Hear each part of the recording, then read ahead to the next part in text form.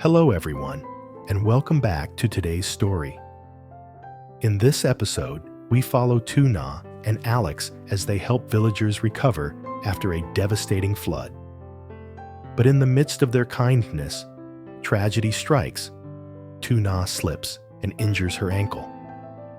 When Alex brings her home, his mother's relief quickly turns into anger. She scolds them for being careless, fearing their compassion nearly led to disaster. What follows isn't just about helping others, but about love, family, and learning to protect yourself as much as those you care for. Stay with us until the end to see how this small family turns pain into understanding and grows stronger through forgiveness. And don't forget to subscribe to help us reach 10,000 subscribers. Your support truly means the world to us. The morning sun shimmered over the grapefruit orchard, its golden light glinting off the still damp leaves. The flood had passed, leaving behind muddy scars across the land. But today, Tuna's heart was full of purpose. She stood by the porch, tying her hair into a neat ponytail while cradling baby Henry in one arm. The faint rumble of Alex's truck echoed from the distance. "Alex," she called out, her voice carrying over the quiet fields. "I'm almost there," came his reply through the phone, his tone calm but determined. "The water's gone down a lot. We can start helping the villagers clean up today." Tuna's lips curved into a small, hopeful smile. "Okay, I'll get ready." She hung up and looked down at Henry's round, curious eyes. "Mommy and Daddy are going to help people today," she whispered, brushing her fingers across his soft cheek. The child gurgled in response, a small sound that made her chest tighten with love. When Alex's truck finally rolled into the yard, its wheels splattered mud. He stepped out, his jeans streaked with dirt, but his energy steady as always. "You ready?" he asked. Tuna nodded, though she could feel the slight tremor in her legs. The last few days had been long. Sleepless nights, worrying about neighbors, food shortages, and the sheer mess left behind by the storm. But with Alex by her side, she felt a strength that drowned out the fatigue. They stopped by Alex's mother's house to drop off Henry. The old woman was already waiting at the gate, a scarf around her shoulders and a warm smile on her lips. "There you are," she said, taking Henry from Tuna's arms. "Don't worry about him. Just focus on helping others." Tuna bowed her head slightly. "Thank you, Mom." Alex's mother glanced at her son. "Take care of her, Alex. The water may be gone, but the ground's still dangerous." Alex nodded. "I know." As they drove away, the air carried the smell of wet soil and faint traces of smoke from villagers drying their belongings. When they reached the town, the sight hit them both hard. Mud-caked homes, broken fences, piles of ruined furniture stacked outside doorways. People moved slowly, their faces lined with exhaustion. Tuna rolled up her sleeves. "Let's start here," she said, motioning toward a small house where an elderly woman was struggling to shovel mud. Alex joined her without a word. Together, they worked for hours, hauling debris, clearing ditches, pushing heavy furniture out to dry. The sun blazed overhead, but the warmth on their skin felt different now. It wasn't punishment, it was renewal.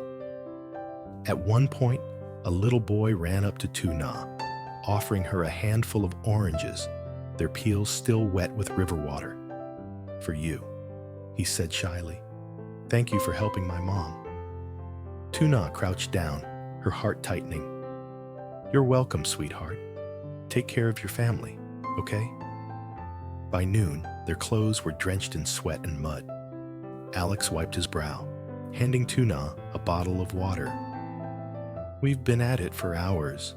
Want to rest a bit? She shook her head. Not yet.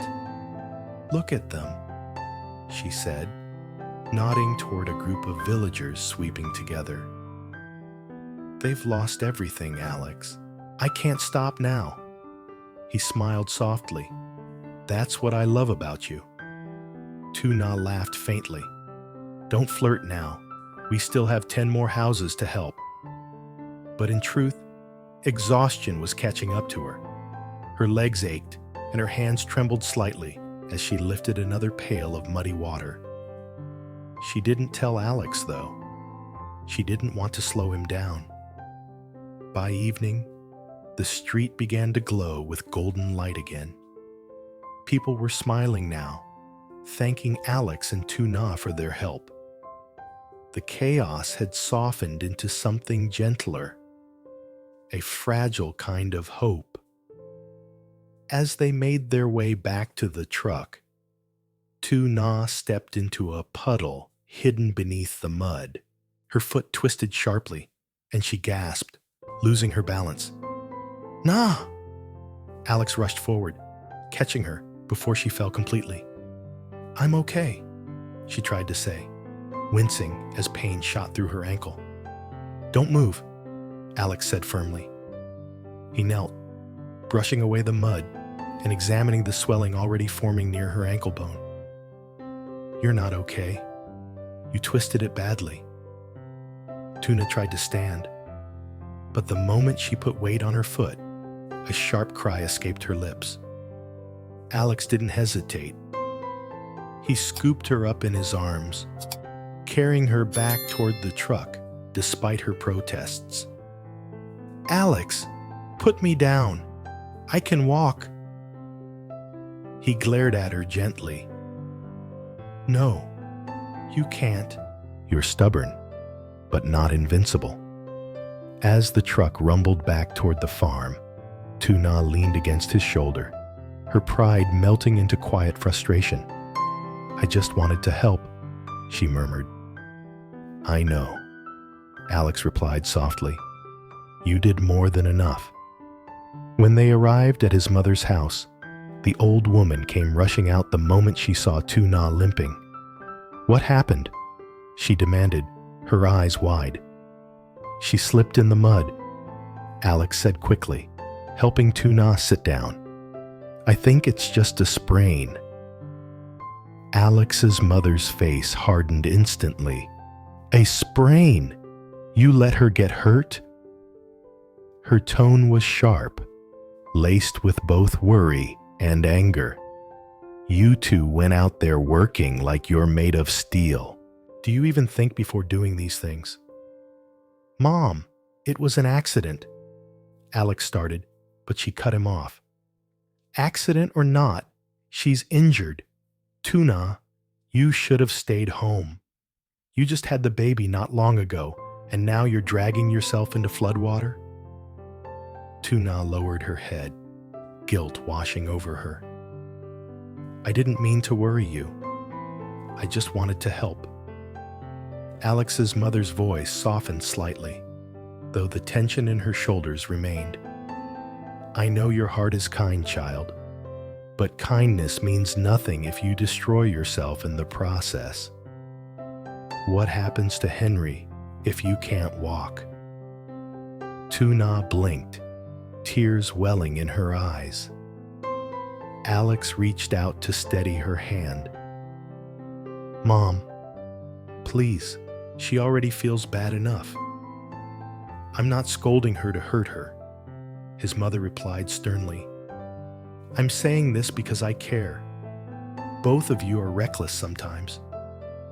The room fell silent, except for the faint sound of Henry's babbling from the crib. Tuna wiped her eyes quickly, forcing a smile. You're right, Mom. I'll be more careful next time. Alex's mother sighed, finally sitting down beside them. She took a small bottle of herbal oil from the cabinet. "Give me your foot," she said, her tone softening.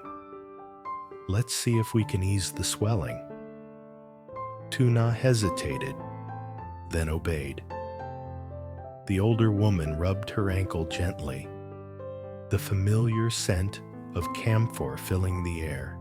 "You must rest for at least 2 days," she instructed.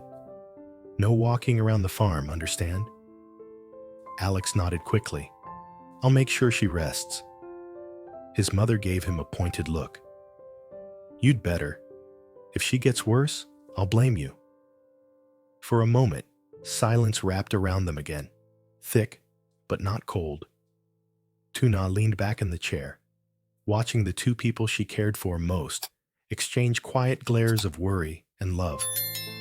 Despite the pain, her heart felt full. They had gone out to heal others.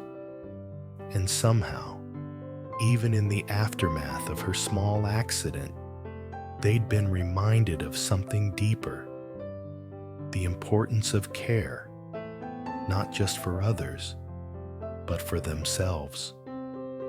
Night fell softly over the countryside, and the house seemed to exhale with the calm that follows a long, exhausting day. The faint scent of herbal oil lingered in the air as Tuna lay on the couch, her ankle wrapped in a warm cloth. The rhythmic chirping of crickets filled the silence. Alex sat beside her, his elbows resting on his knees, eyes fixed on the bandage around her foot. "Does it hurt much?" he asked quietly. Tuna smiled faintly. "It's better now. Your mom's oil really works wonders." He nodded, though his brow didn't relax. "Still, I shouldn't have let you walk through that mud. I should have gone ahead first." She shook her head gently. "Alex, stop blaming yourself. I wanted to help. You didn't drag me there. I made the choice." He gave a small, defeated laugh. "You're impossible sometimes, you know that?" "Maybe," she said softly, "but you love that about me." His lips curved, despite the worry still sitting behind his eyes. "Yeah, I do." From the next room, the quiet hum of Alex's mother's lullaby drifted in as she rocked baby Henry to sleep. The soft melody blended with the creak of the old wooden floorboards, filling the house with warmth. For a while, neither of them spoke, just sat there, breathing in the fragile peace after a day of chaos. Then Alex's mother appeared in the doorway, her expression calm but firm. "Tuna," she said, folding her arms, "we need to talk." Tuna tried to sit up straighter. "Yes, Mom." The older woman took a seat opposite them. "I know you and Alex meant well. What you did for the villagers was kind and brave, but you need to understand something. Good intentions aren't enough when they put you in danger." Tuna's voice dropped to a whisper. "I didn't realize how slippery the ground was until it was too late. I didn't mean for this to happen." "I know," his mother replied, her tone softening. "But you have a baby now. You have responsibilities. What would happen to Henry if something worse had occurred?" Tuna's eyes filled with guilt. "You're right. I should have thought about that." Alex reached over, gently taking her hand. "Mom, don't be too hard on her. She just wanted to help." His mother's gaze flicked toward him. "I'm not angry," she said firmly, "but you need to be careful too. You're her husband. It's your job to protect her, even from her own stubbornness." Alex sighed, a mix of frustration and remorse flickering across his face. "I know. I just didn't expect things to go wrong so fast." For a moment, The room fell silent, except for the faint crackle of the oil lamp. Then his mother stood, her voice gentler. "I'm not blaming either of you. I just worry. I lost my husband to a flood when you were a boy, Alex. I can't stand the thought of losing anyone else to something like that." Alex froze, the confession hitting him like a sudden gust of wind. "Mom, you never told me that before." She smiled sadly. "You were too young to remember. But every time I see the rain fall that hard, I still feel that fear creeping back." Tuna's throat tightened. She reached out, resting her hand lightly on the older woman's arm. "I'm so sorry, Mom. We didn't mean to scare you. We'll be more careful, I promise." The older woman gave her a small, tired smile. "That's all I wanted to hear." She leaned down and began rubbing Tuna's ankle again with slow, practiced motions. The herbal scent filled the room. "You'll need to rest for a few days," she said. "No walking, no chores, and definitely no running off to the next cleanup." Tuna laughed softly. "Yes, ma'am." Even Alex smiled, the heaviness in his chest easing a little.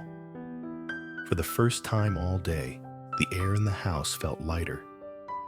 The next morning, sunlight filtered through the curtains, touching everything in gold. Tuna sat at the kitchen table, her injured foot propped on a stool. Alex fussed over the stove, trying to make breakfast. "You're stirring it too fast," she teased. "You'll turn the porridge into paste." "I'm a man of many talents," he replied, pretending to glare at her. "Cooking just isn't one of them." She laughed, the sound bright and warm. "At least you admit it." A few moments later, Alex's mother entered, carrying a basket of fresh vegetables. "The neighbors brought these this morning," she said, setting them down on the counter. "They wanted to thank you both for helping clean their houses yesterday." Tuna's eyes widened. "They really didn't have to." His mother waved her hand. "Don't argue. They're grateful." Alex smiled faintly. "See? Even when you get hurt, you end up inspiring people." Tuna blushed a little. "I just wanted to do something good." The older woman turned toward her, her tone soft but sincere. "You did. Both of you did, and I'm proud of that. But next time, please remember, you don't have to give everything away to make a difference." "I will," Tuna said earnestly. "We both will." After breakfast, they sat together at the table, planning their next steps.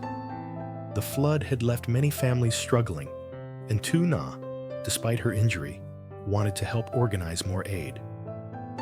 "We could donate blankets, rice, and tools," she suggested, scribbling on a notepad, "and maybe help rebuild some of the roofs." Alex nodded. "I'll talk to some suppliers in town. We can use part of our savings for materials." His mother looked between them, a proud but worried smile forming on her lips. "You two never stop, do you?" "Fine. I'll ask the women in the village to cook meals for the families. But Tuna, you're helping from this chair, understand?" Tuna laughed. "Understood, boss." By afternoon, Henry was awake and giggling in his crib, the sunlight dancing on his tiny hands. Tuna watched him from the porch, her heart swelling with peace. The storm outside had passed, and so had the storm within their small family. Alex stepped outside, wiping his hands on a towel. "Hey," he said with a soft grin. "You feeling better?" "A lot better," she replied, resting her head against the porch post. Your mom's treatment worked. He leaned beside her, gazing at the gleaming fields. You know, she only scolded us because she cares. It's her way of saying she loves you. Tuna nodded, smiling. I know, and I love her for it. From the doorway, his mother's voice carried out, half serious, half joking. And don't you two think you're going anywhere until that ankle's completely healed? Alex laughed. Yes, ma'am. Tuna covered her mouth, giggling softly. See? Even you get scolded. Guess it runs in the family, he replied, chuckling. The three of them spent the rest of the day in quiet harmony. Alex fixing things around the house, his mother preparing food for the donation drive, and Tuna helping manage the list of families in need. As evening descended, the warm glow of lanterns filled the home. Henry slept peacefully, the rhythmic sound of his breathing mingling with the distant hum of cicadas.